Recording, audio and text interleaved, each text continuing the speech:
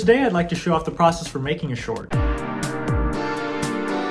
Generally, when it comes to creating a cover, the first process that comes to mind that people might not immediately think of is the decision process. I usually end up figuring out what I want to cover by browsing through my music library, but sometimes a song or album will pop into my head and I'll feel motivated to want to play it in a video. When I started to do these covers, I exclusively focused on things I already knew how to play because it allowed me to focus on output without having to constantly learn new songs all the time. I would say of all the covers that I made up to this point, roughly 85% of them I already knew how to play even before I started posting last year in May. Once I figure out what I want to do, I go into Logic and set up the project files and import the tracks that I'm going to cover. My backing tracks aren't created by me, but instead are just the actual recordings themselves. I usually end up EQing out the guitar so I can drop in my own. It would be an ordeal and a half to actually create a backing track for every single song that I covered, so for laziness' sake, I do it this way. The last step in the preparation process is to make sure my gear is in order, which mainly entails rearranging my pedal board to include a pedal that I might need, and just making sure my guitars sound good and in tune with no problems.